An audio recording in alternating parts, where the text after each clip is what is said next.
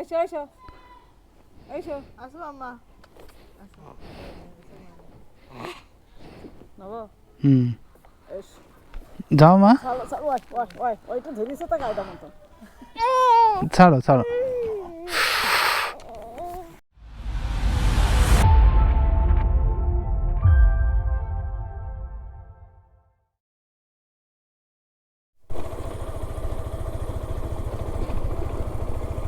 ঢাকার দিকে রওনা দিলাম, মেয়েকে রেখে আসছি। ও 7 দিন পরে ওর মা আর ওর খালার সাথে আসবে। সমস্যা নাই। সকাল 9:30 বাজে। অধিকাংশ মোটর ব্লগার সকাল সকাল বেরিয়ে পড়ে। অনেক সময় দেখা যায় তারা ফজরের নামাজ শেষ করেই জার্নি শুরু করে, কিন্তু আমার অবস্থা একটু ভিন্ন। আমি একটু রিল্যাক্সে বেরিয়েছি, কারণ আজকে এখন শীতকালে আবহাওয়া ঠান্ডা, তারপরে কুয়াশাও পড়তে পারে রাস্তায়। এজন্য সব কিছু চিন্তা করে একটু দেরি করেই রওনা দিছি লাউতারা সরকারি প্রাথমিক বিদ্যালয়। একটু পরে শাসা দিয়ে আমি ঢাকা হাইওয়েতে উঠবো। এইখান থেকে ঢাকা 222 কিলোমিটার।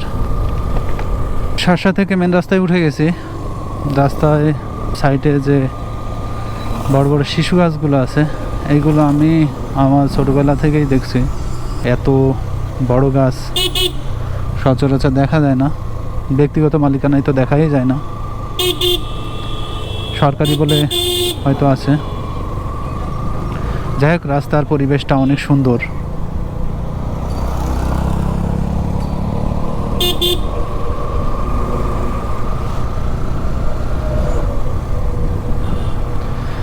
পিছনে বেনাপোল এখান থেকে 5 কিলোমিটার দূরে। যাক, আমি বেনাপোলের দিকে যাচ্ছি না, আমি যাচ্ছি ঢাকার দিকে।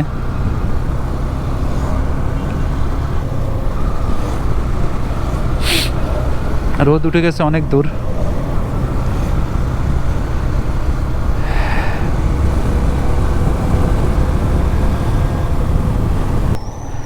এখন আমি আছি গদখালি বাজার। গদখালি বাজারকে বাংলাদেশের ফুলের রাজ্য বলা হয়, কারণ বাংলাদেশের সবচেয়ে বেশি ফুল গদখালি থেকে সরবরাহ করা হয়। সামনে ফুলের বাজার, এই যে এই পাশে এগুলো সব ফুলের বাজার। এই যে রাজধানী ফুল কর্নার, সব ধরনের ফুল এখানে পাওয়া যায়। আমার ছোট ফুপুর বাড়ি এইখানে, তো সেই সুবাদে আমার এখানে বেশ কিছুদিন থাকার সৌভাগ্য হয়েছে এবং ফুল চাষ নিজের চোখে দেখা হয়েছে। যাই হোক, যশোর থেকে আমি আরও প্রায় 10 থেকে 15 কিলোমিটার দূরে তো যাচ্ছে, রিল্যাক্সে যাচ্ছে, কোনো তাড়া নাই।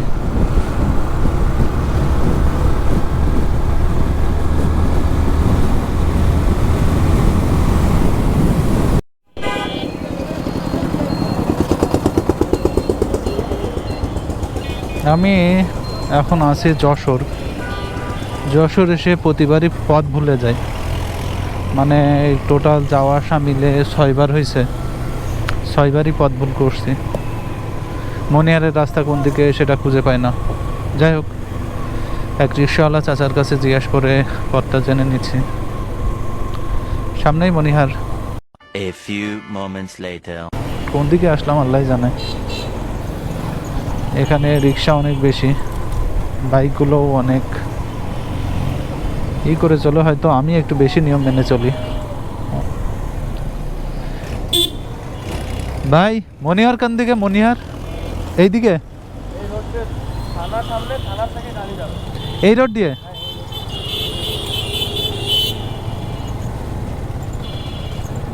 প্রতিবার একই অবস্থা। 12 seconds later. রাস্তা পেয়ে গেছি, এই গলিতে ঢুকতে হবে। কি ব্যাপার চাচা? হ্যাঁ, এখানে কোনো পুলিশ নাই, নিয়ম নাই।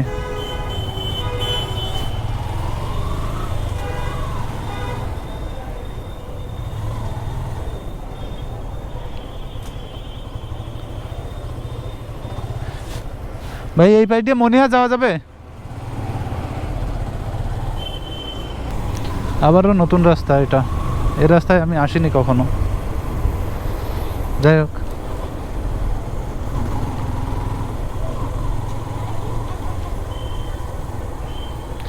ভাই মনিহার কোন দিকে? মনিহার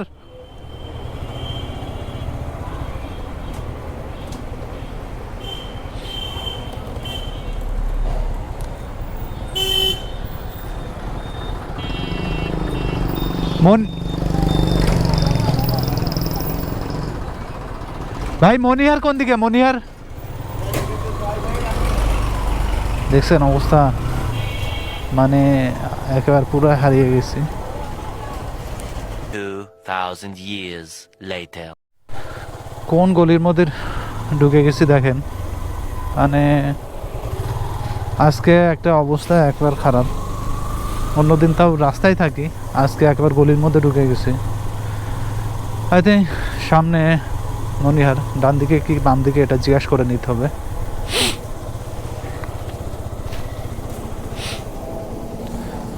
ভাই মনিহার চলে গেছি, ওই তো দেখা যাচ্ছে মনিহারে চলে আসছে। মানে আজকে একটু বেশি ঘোজের মধ্যে ঢুকে গেছিলাম। যাই হোক, রাস্তা পেয়ে গেছি, এই জন্য আলহামদুলিল্লাহ।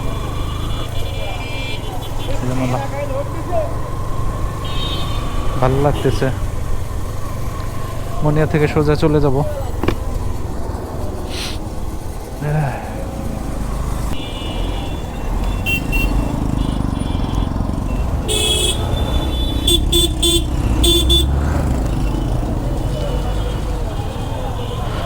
লিটন ট্রাভেলস, এই গাড়িতেই আমি যাতায়াত করি বেশি, যদি বাইকে না যায়।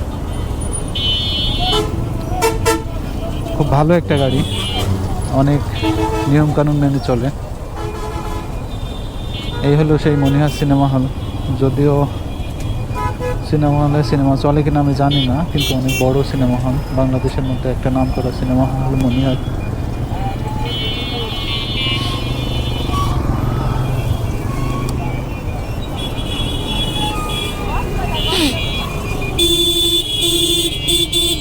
কিসের মধ্যে ভেসে গেছিলাম রে ভাই? দাঁড়ান দাঁড়ান ভাই, দাঁড়ান একটু বেরোয় যায়। এদিকে তো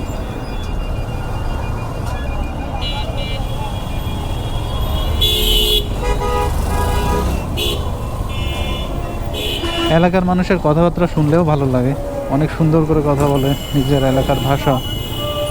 যদিও যশোর সাতক্ষীরা এর কথা অনেক স্পষ্ট, তারপরেও সামান্য যে টানটুকু থাকে সেই টানটুকু মনটা ভরিয়ে দেয়। যে যেভাবেই কথা বলুক না কেন, যে এলাকার যে ভাষাই হোক না কেন, সেই এলাকার মানুষের কথা শুনলেই ভালো লাগে। যেমন আমি আগে যখন বিশ্ববিদ্যালয়ে পড়তাম, তখন যখন গাড়িতে আসতাম, তখন সাতক্ষীরা এক্সপ্রেস গাড়িতে বেশি যাতায়াত করতাম। গাড়িতে উঠলেই দেখতাম যে মিনি একটা সাতক্ষীরা, ওইখানে সবাই নিজের ভাষায় কথা বলছে, সবারই ভালো লাগে। যাই হোক, যশোর থেকে বেরিয়ে যাচ্ছি। যশোর মনিহারের পরে এই যে রাস্তাটা, এই রাস্তাটা অনেক বেশি খারাপ, মানে মসৃণ না, গাড়ি চালাতে অনেক বেশি কষ্ট হয়, স্পিড উঠানোই যাচ্ছে না, গাড়ি সবসময় কাঁপে। যাই হোক, তারপরেও 50-60-এর মধ্যে গাড়ি চালাচ্ছি। দেখি ভালো রাস্তার জন্য ওয়েট করতেছি, ভালো রাস্তা আসলে হয়তো একটু এগিয়ে যাবে। বেশ অনেক দেরি হয়েছে, তারপরেও একদম রিল্যাক্সে গাড়ি চালাচ্ছি, কোনো তাড়া নাই। আমি যখন কাউকে বলি যে আমি গাড়ি নিয়ে হাইওয়েতে রাইড করতে চাই বা হাইওয়েতে রাইড করি, তখন অনেকে অনেক ধরনের কথা বলে যে ভাই আপনি তো অনেক গাড়ি স্লো চালান, অনেক আস্তে চালান, তো হাইওয়ে রাইড আপনার জন্য অনেক কষ্ট হবে। অনেকে বলে যে গাড়ি পিছন থেকে এসে লাগাই দেবে, কিন্তু আমার বাস্তব অভিজ্ঞতা যেটা বলে সেটা অনেক বেশি সুন্দর। আমি দেখে শুনে গাড়ি চালাই, গাড়ি চালানোর সাথে সাথে সকল গাড়ির সিগন্যাল দেখি, নিজে সিগন্যাল দিয়ে গাড়ি চালাই। এতে করে হয় যে গাড়ি পিছন থেকে যে গাড়িটা আসে সে বুঝতে পারে আমি তার গাড়ির উপর আমি লক্ষ্য রাখছি, এবং পাশ দিয়ে যখন পাস করে তখন কোনো শব্দ না করেই গাড়ি চলে যায়। যেমন এই গাড়িটা আসছে, আমি এই গাড়ি কিন্তু লক্ষ্য করছি এবং সেও বুঝতে পারছে আমি তার গাড়ি লক্ষ্য করছি। অনেক সময় সামনে থেকে দেখি যে গাড়ি আসছে, অনেকগুলো গাড়ি একসাথে, তখন আমি পাসিং লাইট দিয়ে দিই। পাসিং লাইট দিলে ওরা আর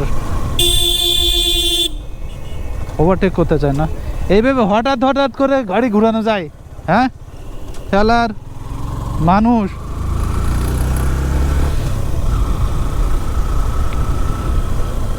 যাই হোক, ভ্যান, রিক্সা, অটো এগুলো তো গাড়ি হিসেবে আমি মনে করি না যে কোনো গাড়ির কাতারেই পড়ে, কারণ এদের কোনো সিগন্যাল নাই, কোনো ব্রেকিং ওইভাবে ইস্যু নেই। যাই হোক, এই যে রাস্তাগুলো, এই রাস্তাগুলোতে আমার গাড়ি তো চলতেছে আলহামদুলিল্লাহ। বাসের অবস্থা আরও বেশি খারাপ হয়ে যায়, যারা পিছনে বসে তাদের অবস্থা অনেক বেশি খারাপ। আমি কিন্তু বারবার পিছনের দিকে তাকাচ্ছি লুকিং গ্লাসে, তাকানোর সাথে সাথে আমি দেখে নিচ্ছি যে কোনো গাড়ি আছে কিনা। সামনেও গাড়ি নেই, পিছনেও গাড়ি নেই। এখন একটু টানা যায়, রাস্তা ভালো হলে টানা যায়।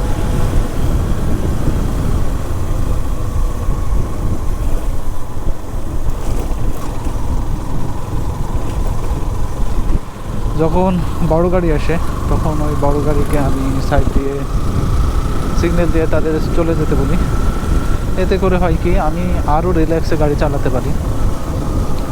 তারাও বুঝতে পারে যে আমি তাদের লক্ষ্য করেছি, তাদের সাথে আমার কোনো নাই, পাল্লা নাই, বা কোনো গাড়ির সাথে আমার কোনো পাল্লা নাই। আমি আমার নিজের মতো যাচ্ছি। ঢাকায় পৌঁছানো আমার দায়িত্ব।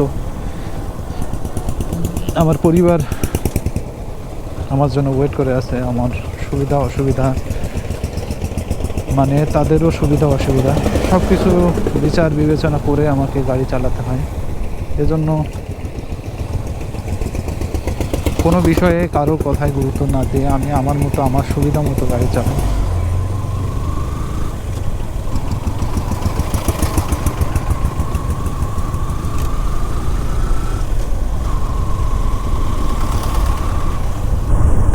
আমি নড়াইল শহরের মধ্যে ঢুকে গেছি, আর নড়াইল শহরের এই জায়গাটা আমার অনেক বেশি ভালো লাগে। উপরের দিকে ট্রেন চলে গেছে আর নিচ দিয়ে রাস্তা। অনেক সুন্দর জায়গাটা, অনেক সুন্দর।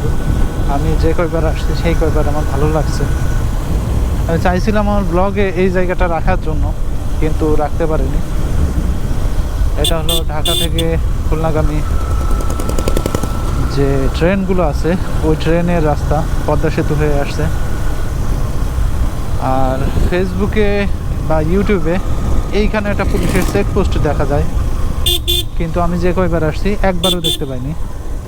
যাই হোক, এটা অনেক সুন্দর।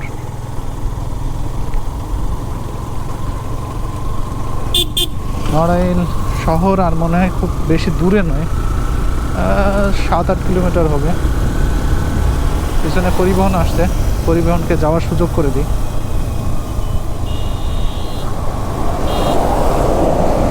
সব সময় আমি পরিবহনকে যাওয়ার সুযোগ করে দিই, কারণ পরিবহন অনেক বড় গাড়ি, তার সাথে টেক্কা দেওয়ার মতো কোনো অ্যাবিলিটি আমার নাই, আর যাওয়ার ইচ্ছাও নাই। আমি চলবো আমার গতিতে।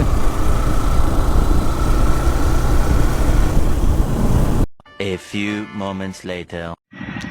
এখন দাঁড়িয়ে আছি নড়াইল শহরে ঢুকতে যে রাস্তা আছে, সুন্দর একটা রাস্তা করছে। এই রাস্তাটা করছে 6 লেন বিশিষ্ট। এ পাশে 3 লেন আর ওই পাশে 3 লেন। চারপাশে সবুজ ক্ষেত আছে, আর একটা নদীর মতো আছে পাশে। নদী তো না, আসলে খালের মতো, দেখতে সুন্দর। তারপরে ওইখানে নৌকা নিয়ে দেখি বেশ কয়েকজন মাছ ধরতেছে, ভালো লাগতেছে। রাস্তাটা ফাঁকা, এই জন্য কোনো প্রেশার নাই। এই রাস্তা হয়তো আরও অনেক বড় করবে, আরও অনেক সুন্দর করবে। কত দূর লম্বা করবে ঠিক জানি না, কিন্তু এই রাস্তা যদি আরও অনেক লম্বা হয় তাহলে আরও অনেক বেশি ভালো লাগবে। এখান থেকে নড়াইল শহর দেখা যায় না, অথচ সোজা রাস্তা, কিন্তু তারপরেও নড়াইল শহর দেখা যাচ্ছে না, কিছু অবয়ব দেখা যাচ্ছে। আর সমস্যা নেই। মাইল পোস্টে দেখছি পদ্মা সেতু এখান থেকে 105 কিলোমিটার আরও যেতে হবে। এর মধ্যে এইখানে একটু দাঁড়াবো, দাঁড়ায় বাইক চালানোর পরে যে অবসাদ আসছে এই অবসাদটা কেটে গেলেই আবার শুরু করব। এরপরে দাঁড়াবো মুকসুদপুরের যে রেস্টুরেন্ট আছে, ওই রেস্টুরেন্টে, স্কাই ব্লু রেস্টুরেন্টের নাম। আমি ওইখানেই দাঁড়াই, এই জায়গাটা আমার বেশি ভালো লাগে। আর এখানেও ভালো লাগতেছে। বাইকেরও একটু রেস্ট দরকার। প্রায় 70 কিলোমিটার বাইক চলছে, এখন মোটামুটি খারাপ রাস্তা পাড়ি দেওয়া শেষ। সামনে কিছু খারাপ আছে, আবার বেশিরভাগই ভালো। এক্সপ্রেসওয়ে তো আসেই, এক্সপ্রেসওয়ে প্রায় 80-90 কিলোমিটার।